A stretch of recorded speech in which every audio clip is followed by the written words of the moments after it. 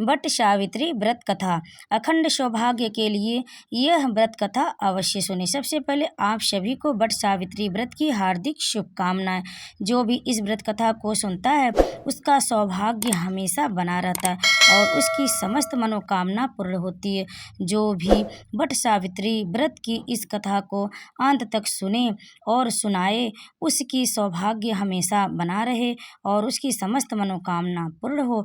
तो दोस्तों आज वट सावित्री व्रत के शुभ अवसर पर इस कथा का श्रवण अंत तक जरूर करें ताकि आपका व्रत संपूर्ण हो। दोस्तों जो भी इस कथा को सुनता है उसका सौभाग्य हमेशा बना रहता है।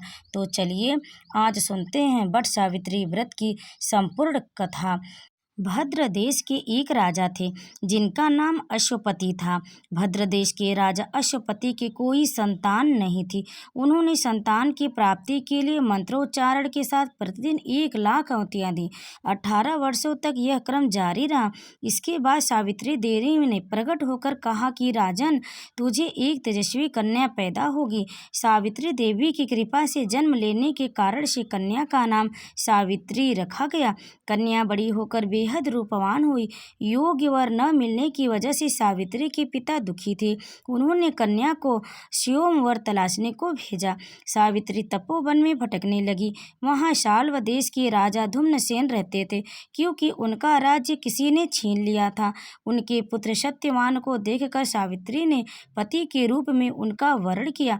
ऋषि राज नारद को जब यह बात पता चली तो वह राजा अश्वपति के पास पहुंचे और कहा कि हे राजन, यह क्या कर रहे हैं आप? सत्यवान गुणवान है, धर्मात्मा है और बलवान भी है, पर उनकी आयु बहुत छोटी है। यह अल्पायु है। 1 वर्ष के बाद उनकी मृत्यु हो जाएगी।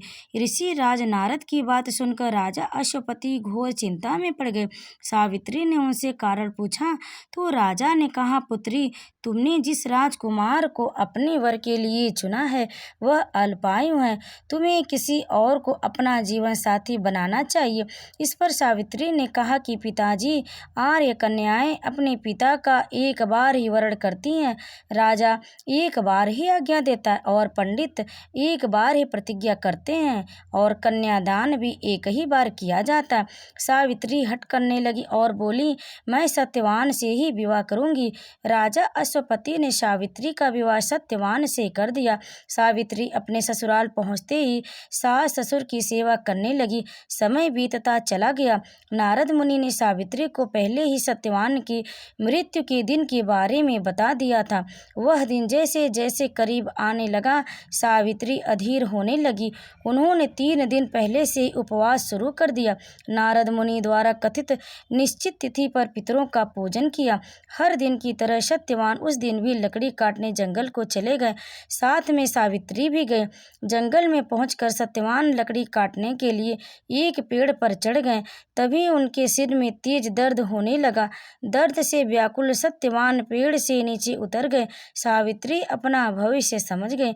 सत्यवान के सिर को गोद में रखकर सावित्री सत्यवान का सिर सहलाने लगी। तभी वहां यमराज आते दिखे। यमराज अपने साथ सत्यवान को ले जाने लगे। सावित्री भी उनके पीछे पीछे चल पड़ी। यमराज ने सावित्री को समझाने की कोशिश की कि यही विधि का विधान है, लेकिन सावित्री नहीं मानी। सावित्री की निष्ठा और पतिपरायणता को देखकर यमराज ने सावित्री से कहा कि हे देवी, तुम धन्य हो, तुम मुझसे कोई भी वरदान मांग लो। सावित्री ने कहा कि मेरे सास ससुर वनवासी और अंधे हैं, उन्हें आप दिव्य ज्योति प्रदान करें। यमराज ने कहा, ऐसा ही होगा, जाओ अब घर लौट जाओ। लेकिन सावित्री अपने पति सत्यवान के पीछे पीछे चलती रही। यमराज ने कहा, देवी तुम वापस जाओ। सावित्री ने कहा, भगवान, मुझे अपने पति देव के पीछे पीछे चलने में कोई परेशानी नहीं है। पति के पीछे चलना मेरा कर्तव्य है। यह सुनकर उन्होंने फिर से एक और वर मांगने के लिए कहा। सावित्री बोली, हमारे ससुर का राज्य छिन गया, उन्हें वापस दिला दें। यमराज ने सावित्री को यह वरदान भी दे दिया और कहा, अब तुम लौट जाओ। लेकिन सावित्री पीछे पीछे चलती रही। यमराज ने सावित्री को तीसरा वरदान मांगने को कहा। इस पर सावित्री ने 100 संतानों और सौभाग्य का वरदान मांगा। यमराज ने इसका वरदान भी सावित्री को दे दिया। सावित्री ने यमराज से कहा कि प्रभु, मैं एक पतिव्रता पत्नी हूँ और आपने मुझे पुत्रवती होने का आशीर्वाद दिया है। यह सुनकर यमराज को सत्यवान के प्राण छोड़ने पड़े। यमराज अंतर्ध्यान हो गए और सावित्री उसी वट वृक्ष के पास आ गई जहाँ उनके पति का मृत शरीर पड़ा था। सत्यवान जीवित हो गए और दोनों खुशी खुशी अपने राज्य की ओर चल पड़े। दोनों जब घर पहुंचे तो देखा कि माता पिता को दिव्य ज्योति प्राप्त हो गई थी। इस प्रकार सावित्री सत्यवान चिरकाल तक राज्य सुख भोगने लगे। अतः पतिव्रता सावित्री की अनुरूप ही प्रथम अपने सास ससुर का उचित पूजन करने के साथ ही अन्य विधियों को प्रारंभ करें।